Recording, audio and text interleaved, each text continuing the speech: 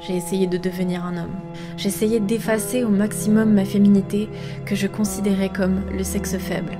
Les émotions, un truc de vieille meuf hystérique. Si nous voulions être l'égal des hommes, il nous fallait apprendre à contrôler nos corps, devenir fortes, contrôler nos émotions, devenir stoïques, contrôler nos intuitions et leur préférer la science et la logique. Oui, parce que je vais vous annoncer un scoop. Être un homme, c'est très dur. Pour avoir fait la démarche d'essayer de vraiment le devenir, pour avoir vu les hommes autour de moi se battre pour embrasser leur masculinité, j'ai compris à quel point devenir un homme était un long chemin périlleux, mais nécessaire. J'aurais peut-être dû en prendre de la graine à l'époque et comprendre que il fallait que je fasse la même chose avec ma féminité. J'en ai d'autant plus chié que j'ai dû me battre à contre-courant de ma propre nature lorsque pour eux, certaines choses venaient naturellement. Comment redevenir féministe après ça? Après avoir vu le monde avec les yeux d'un homme. Les féministes ne comprennent rien à la masculinité. Elles ne comprennent pas l'importance fondamentale de leur force, de leur courage, de leur fraternité dans laquelle vous n'avez pas votre place, de leur audace, de leur bêtise, de leur protection, de leur compétitivité, de leurs échecs, de leur cruauté et de leurs sacrifices. À l'aube de mes 29 ans, j'entame une introspection beaucoup plus profonde que tout ce que j'ai fait auparavant. Je commence à comprendre à quel point ma situation est critique. Ma personnalité masculine me consume de l'intérieur. Elle est coûteuse en énergie et cette sensation que je suis seule et toujours en danger finit par me ronger d'angoisse et de doute.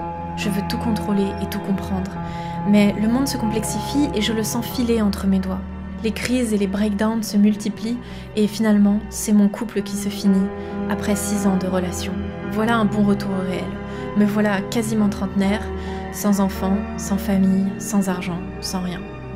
Toute seule. Une claque qui te fait t'asseoir et te demander pourquoi. Pourquoi mon couple s'est terminé alors que tout allait bien?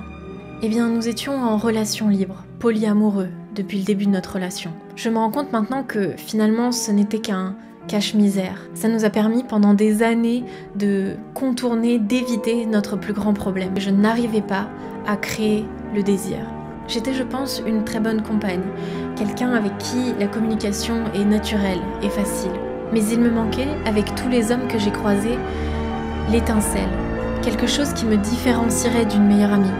Et donc quand la question du mariage monogame et des enfants est arrivée sur la table, ce déséquilibre et tous les problèmes qui vont avec ont ressurgi d'un coup et notre couple a explosé. J'ai fini par comprendre charnellement ce que pouvait signifier l'idée que le désir est surtout généré par la différence et la complémentarité. C'est le mystère de l'autre qui attise la curiosité et la passion, tout ce que j'avais renié depuis toujours.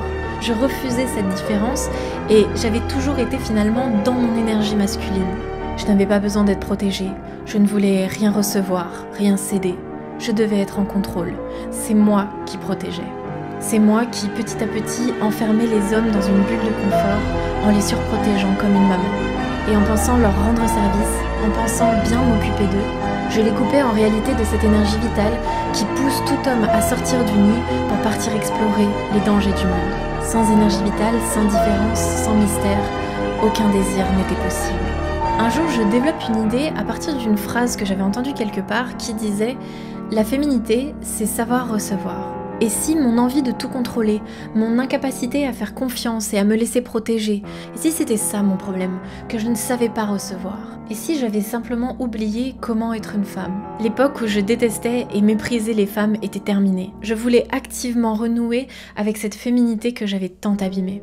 Et même si cela faisait déjà plusieurs mois que je m'étais réautorisé les robes, le maquillage, tous ces apparats extérieurs de la femme, même si je m'étais déjà réconciliée à demi-mot avec mes intuitions et mon corps, je sentais qu'il me manquait encore quelque chose, une sorte, je sais pas, d'ambiance, d'attitude, une énergie, une vibration à laquelle je n'arrivais toujours pas à accéder.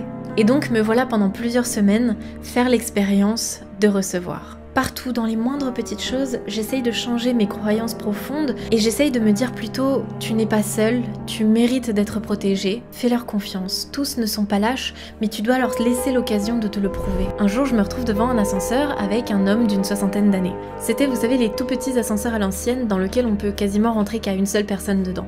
Et donc après quelques mots échangés, l'homme dans une douce galanterie me tient la porte en métal et me dit « allez-y, je prendrai le prochain ».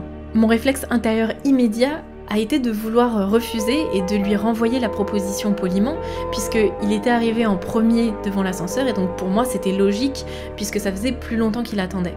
Mais voilà, pour l'exercice, je coupe ce réflexe et j'accepte avec un sourire et un merci un petit peu gêné. Mais au moment où il referme la porte de l'ascenseur, je vois son sourire, je vois son petit plaisir évident qu'avait été le fait de simplement me laisser sa place dans l'ascenseur. Et cette situation se répète à plein de reprises dans différentes situations. En fait, c'est comme si je laissais l'espace aux hommes pour qu'ils soient des hommes. J'essaye de leur faire confiance, de leur laisser une place dans ma vie où ils sentent qu'ils contribuent et qu'ils me protègent. Et dans leurs yeux et dans mes tripes, je sens que c'est bien, que c'est vrai. Je comprends que j'ai brimé mon naturel pendant des années pour, d'un côté, ne pas faire le jeu du patriarcat et renforcer les stéréotypes de genre, et puis, au fond, de l'autre, de garder le contrôle finalement. Mais je sais pas, redevenir une femme m'a paru si naturel. Bien sûr, c'est peut-être parce que c'est agréable quelque part de recevoir la validation des hommes. Oui, j'ai adoré voir, découvrir à quoi pouvait ressembler le désir brûlant dans les yeux d'un homme. Écoutez-moi bien, la vie n'est pas une punition. Et nos vies de femmes sont déjà bien assez dures pour en plus s'infliger les contraintes de celles des hommes.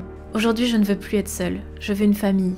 Une grande famille, celle que je n'ai jamais eue. Et pour ça, je dois faire équipe avec les hommes. Je dois réapprendre à leur faire confiance. Et oui, je vais pas vous mentir, il est très dur pour moi de combattre mes a priori, de refaire face à la déception lorsque un homme à qui j'avais redonné ma confiance se montre lâche ou violent. Mais les erreurs des uns ne devraient pas être payées par tous.